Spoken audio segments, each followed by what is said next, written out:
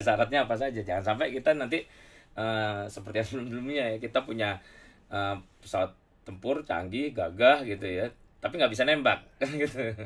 Tapi ya namanya Amerika, tentu pembelian itu juga jangan kita sambut happy dulu, kita perlu tahu juga nanti syaratnya apa saja. Ada Kan syarat gitu. dan ketentuan yang berlaku ya. Iya. Ya perang itu memang harus diasumsikan selalu mungkin terjadi ya.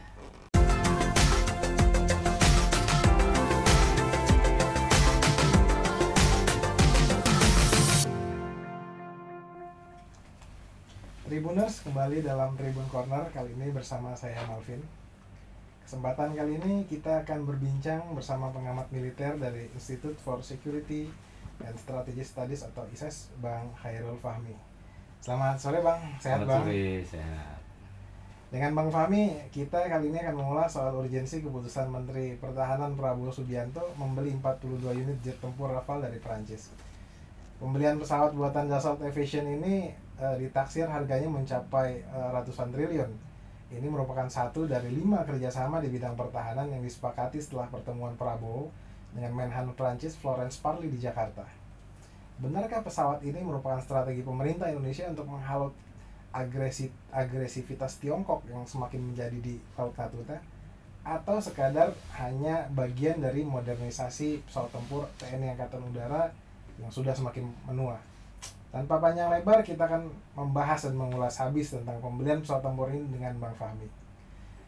Bang Fahmi, bagaimana Anda melihat pembelian pesawat tempur Rafale yang dilakukan oleh Pak Prabowo belum lama ini? Apakah ini hanya sekedar modernisasi alutsista Angkatan Udara yang bertua, atau memang ini merupakan antisipasi pemerintah melihat sikap dan langkah Cina yang semakin agresif di Laut Natuna Selatan? Silakan Bang. Iya. Ya perang itu memang harus diasumsikan selalu mungkin terjadi ya. Jadi karena perang diasumsikan begitu ya, kita kemudian salah satunya adalah harus mempersiapkan diri sebaik-baiknya, membangun pertahanan yang kuat dan yang efektif gitu ya. Sehingga dalam hal ini tentu saja menghadirkan alat-alat perang, alat-alat utama sistem senjata ini ya menjadi keharusan bagi negara-negara yang sebenarnya tidak ingin perang juga gitu ya, tapi karena kalau mereka pertahanannya lemah, mereka tidak punya posisi tawar untuk kemudian bisa berdialog dan kemudian mencegah terjadinya perang. Nah, dalam hal ini pembelian Rafale ini memang ya pasti memikirkan aspek lingkungan strategis, termasuk dinamikanya baik di utara maupun di selatan kawasan Indonesia ini. Nah, tapi kita belum sampai ke sana ya. Artinya pertimbangan itu bukan yang utama. Pertimbangan yang utama kita adalah tadi modernisasi, dan ini bukan sekedar modernisasi juga. Sebagian besar alutsista udara kita ini usianya sudah cukup lanjut, sehingga secara kapabilitas ya nggak capable kan gitu, sehingga ini perlu diperbarui, dilengkapi dan ditambahkan gitu ya kemampuannya supaya kapabilitas pertahanan udara kita meningkat gitu. Jadi kita belum sampai mikir melihat Cina yang bermanuver di kawasan utara, atau Australia yang bikin kesepakatan dengan dengan Amerika dan Inggris misalnya. Kita belum melihat itu sebagai yang utama, tapi prioritas kita adalah memperkuat kapabilitas pertahanan kita terhadap ancaman dulu. Artinya kita nggak mikir perangnya, kita nggak mikir juga apakah kita bisa bertahan terhadap serangan-serangan atau tidak, itu nanti dulu. Tapi yang paling penting adalah kita membangun kekuatan. Ini 42 unit ini kan angka yang cukup banyak ya Bang, apalagi di saat yang bersamaan Indonesia dengan Korea Selatan juga tengah membangun pesawat tempur bersama yang disebut KF-21 Boramai. Ini nanti gimana nasib yang pesawat tempur yang dibangun bersama Korea Selatan ini? Karena kan Rafale kalau misalnya nanti jadi dibeli dalam jumlah yang banyak itu kan akan menghabiskan anggaran. Belum lagi tawaran pemerintah Amerika nawarin F-15 IX ke Indonesia. Oke. Secara faktual yang sudah disepakati itu adalah pembelian 6 unit pesawat Rafale ya. Jadi dari 42 unit yang disebutkan dalam kontrak atau dalam statement Menteri Pertahanan Prancis Parly dan Pak Prabowo itu sebenarnya yang faktual kan baru 6 unit ya. Sisanya itu akan direalisasikan secara bertahap dan jangka panjang ya, tentu juga harus menyesuaikan kemampuan pembiayaan dan anggaran negara kan begitu. Karena ya kita membutuhkan ruang fiskal yang cukup luasa ya untuk bisa belanja alutsista ini, sehingga justru dengan memperhitungkan keterbatasan anggaran yang kita miliki dari rencana 42 unit itu ya memang baru 6 yang direalisasikan. Jadi kita belum bisa bicara 42 unit, kita baru bisa bicara 6 unit, dan 6 unit itu pun juga kan itu tidak langsung sekaligus dibayar lunas tunai di depan gitu kan, enggak. Jadi ada tahapan-tahapannya pembayaran Bayar itu DP sampai kemudian 100% ketika ya pesawat itu sudah mendarat di Indonesia gitu kan. Dan itu diperkirakan sekitar ya 56 bulan lah gitu ya. 5 tahun kurang kan gitu. Jadi ya mungkin saja nanti pada waktu pesawat itu datang menterinya sudah bukan lagi Pak Prabowo gitu yang nyambut ya. Jadi saya kira kalau skema-skema pembelian maupun pembangunan alutsista yang sedang berjalan ini, saya kira ini tidak akan terganggu dengan kehadiran Rafale.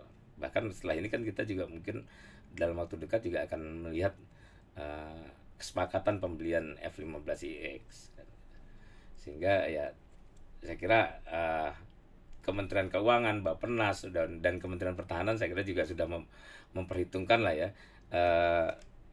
bagaimana mengatur jadwal-jadwal pembayaran di antara sekian banyak kegiatan yang sedang berjalan ini supaya tidak menjadi masalah dan membebani anggaran kita.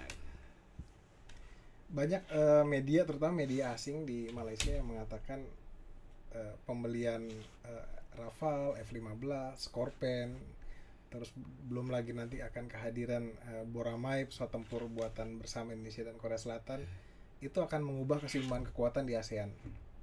Indonesia yang tadinya awalnya hanya biasa-biasa saja, mungkin disebut-sebut akan memiliki kekuatan udara yang bisa dibilang paling kuat di Asia Tenggara, sehingga nanti keseimbangan kekuatan ASEAN yang selama ini terjaga akan berubah. Anda setuju dengan pendapat itu, Bang? Ya, lingkungan strategis itu kan dinamis tadi ya. Lingkungan strategis dinamis. Ada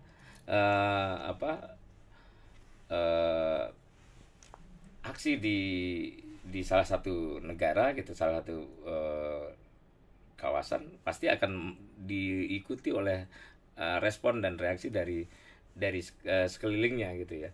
Indonesia juga tentu saja harus mengikuti dinamika itu, walaupun kita tidak sedang dalam konteks berlomba ya dengan negara-negara lain, tapi kita kan punya pandangan, punya perspektif sendiri terhadap dinamika lingkungan strategis kita, dan kita tentu saja harus mengantisipasi ancaman-ancaman yang kita yang potensial kita hadapi di masa depan, sehingga ya ini jawabannya adalah kita membangun postur pertahanan yang kira-kira memadai lah untuk setidaknya membentengi diri ya, untuk menegakkan kedaulatan dan menjaga keutuhan negara. Baru itu sih sebenarnya pikiran Indonesia. Kita kan baru berencana sebenarnya kalau Malaysia bicara begitu ya sebenarnya kurang tepat sih ya. Kita ini kan baru berusaha mencapai kekuatan pokok minimum, bukan yang ideal gitu ya. Kita kekuatan pokok minimum MUF ya, yang sudah direncanakan sejak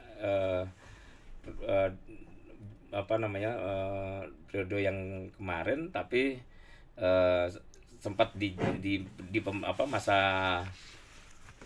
periode pertama Pak Jokowi sempat stuck ya, tidak ada belanja yang signifikan, sehingga sekarang kita mulai merealisasikan beberapa hal yang tertunda kan gitu, sehingga ya kalau Malaysia bilang ini akan apa namanya, akan memicu ya perlombaan senjata lah kan gitu ya, di kawasan Asia Tenggara. Sebenarnya bukan Indonesia pemicunya, ya kan. Siapa biasanya, Bang? Ya artinya ya yang jelas dinamika di utara dan selatan tadi saya bilang kan, apa namanya, Ada AUKUS, ada AUKUS di selatan, tapi AUKUS saja saya kira tidak cukup untuk meningkatkan ini ya, meningkatkan ancaman. Kemudian tapi ada juga dari utara di laut Cina Selatan.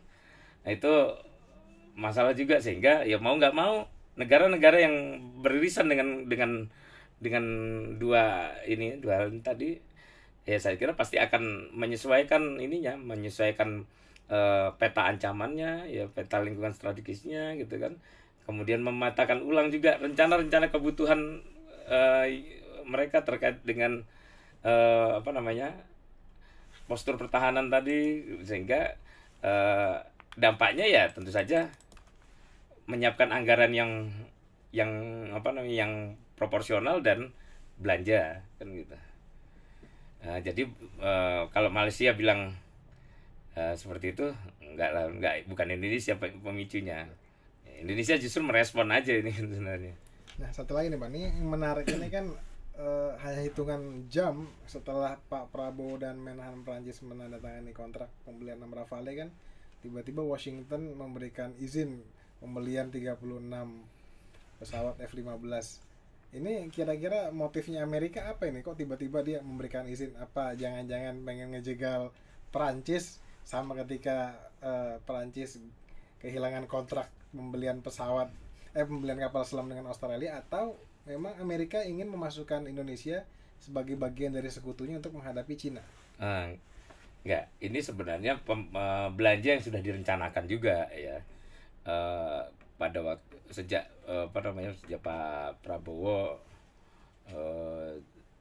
menjabat Menhan kan sudah berapa kali keliling ke negara-negara produsen alutsista ini, termasuk ke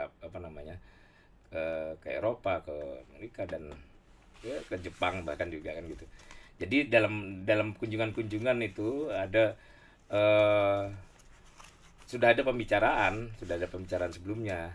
Nah, kalau ini, dan juga ini bukan sesuatu yang tiba-tiba, ini sudah terjadwal, dan memang Rafale duluan prosesnya, kemudian Amerika juga memang sedang berproses, dan kebetulan saja memang berdekatan jarak ininya ya, kalau saya kira memang berdekatan jarak pembahasannya gitu ya, sehingga setelah Rafale ini tentu saja nanti mungkin dalam 1-2 bulan ke depan ya sudah akan ada realisasi kontrak F-15X mungkin kan gitu.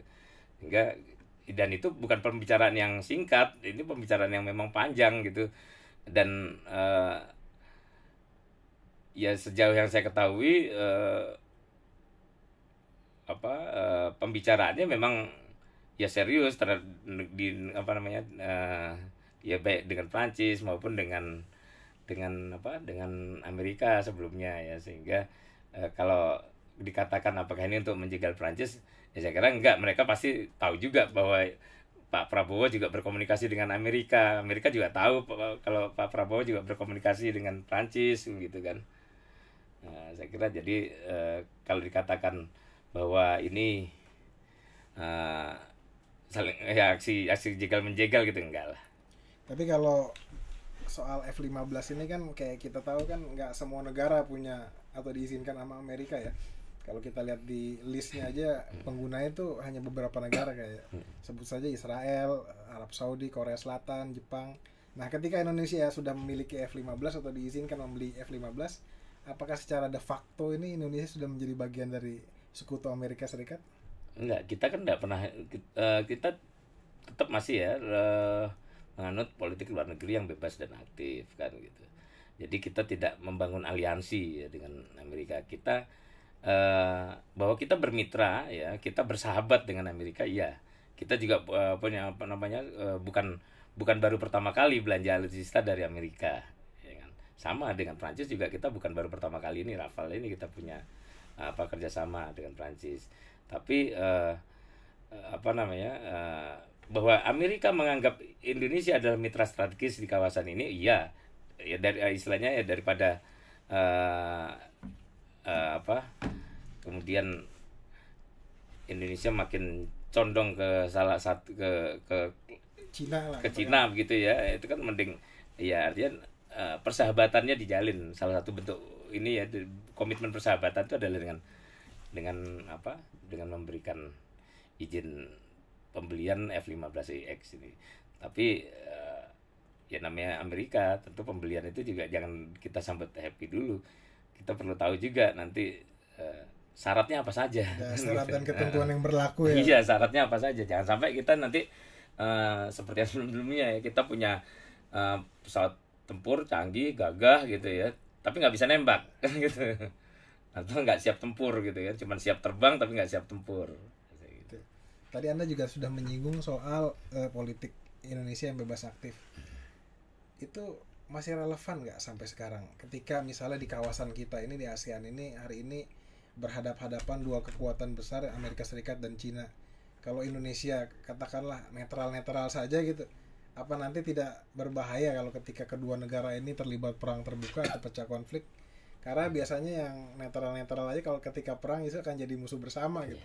Ya kita kan nggak bukan netral ya, kita bersikap. Tapi kan bagian dari sikap kita itu adalah bebas dan aktif, artinya kita independen menentukan sikap. Artinya kita hari ini kita mau ngobrol sama Cina ya, ya wajar aja gitu ya. Kita besoknya atau setelah dari Cina terus kita mampir ke Amerika ya silakan gitu. Ininya artinya kita berpandangan bahwa kita apa namanya, berhak menentukan sikap kita, pilihan kita atas apa yang apa namanya, apa yang terjadi, apa yang opsi-opsi yang ada ini kan. Ini yang eh, kita pegang teguh gitu ya, supaya kalau netral itu beda gitu ya. Kalau netral ini kan kita abstain nih, kita diem aja gitu. Kalau ini kan enggak, kita ada kata aktifnya nih. Aktif itu kan berarti kita juga akan terlibat. Nah, keterlibatan kita adalah dalam rangka mendorong perdamaian, tentu saja di situ. Nah, kalau supaya kita bisa punya posisi tawar, kita bisa didengar, nah itu tadi kembali supaya kita punya posisi tawar dan didengar oleh banyak pihak, oleh pihak-pihak yang berseteru, berkonflik ini misalnya. Ya kita tentu harus kuat gitu ya.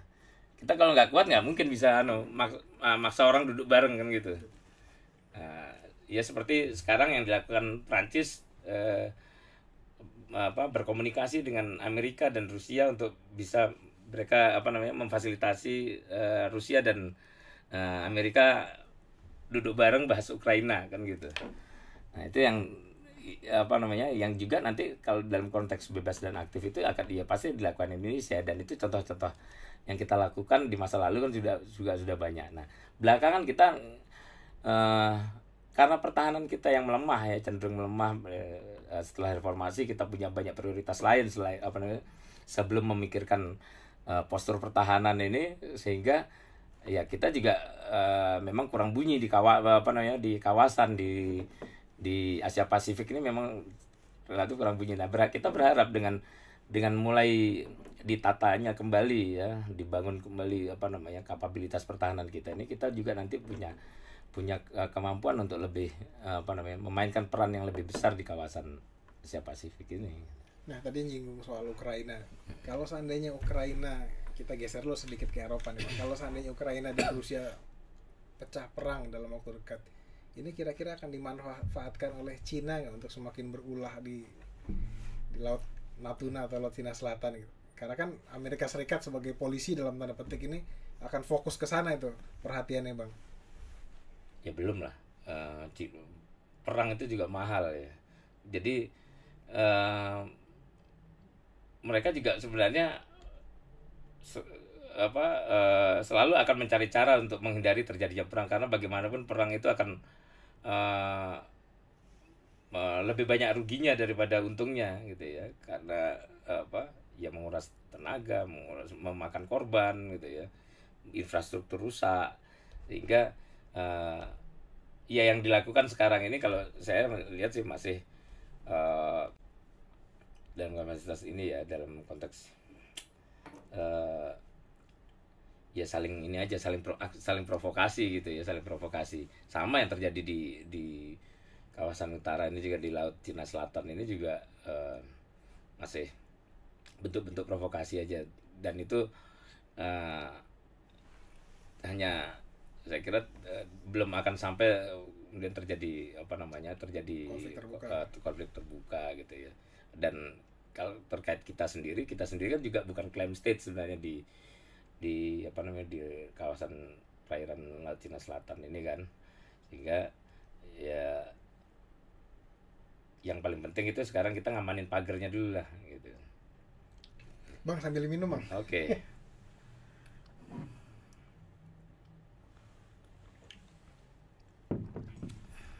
Balik lagi ke soal pesawat Indonesia nih bang. Nah, ketika nanti Rafale dan F-15 katakanlah jadi beli ya, datang, itu nasib Sukhoi Indonesia gimana itu bang nanti bang? Sukhoi yang mana? Sukhoi yang kita punya sekarang ini, Sukhoi 27, ya tetap Sukhoi berjalan, 30. tetap dioperasikan, nggak ada masalah. Ya sama kayak kita dulu punya F-16, kita sebelumnya masih punya Hawk MK-53, misalnya punya F-5 gitu ya, tetap masih digunakan. Hawk 100, Hawk 200 dulu datang, yang sebelumnya juga masih dioperasikan ya. Tentu sepanjang masih bisa digunakan ya digunakan. Tapi kalau pesawatnya semakin banyak dengan jenis atau dari negara-negara yang berbeda, itu akan berpengaruh terhadap biaya pemeliharaan nggak bang? Kan masing-masing sudah punya punya perhitungan ininya ya, biaya pemeliharaannya masing sendiri ya. Tentu memang ada perbedaan ya dalam hal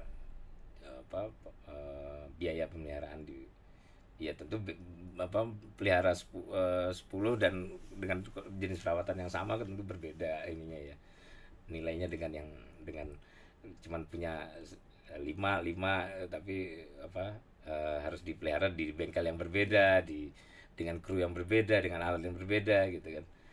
Nah, tentu ada ini ya, ada konsekuensi biayanya, tapi kita memang harus ambil itu. Kita harus memiliki mitra dalam hal untuk belanja alutsista ini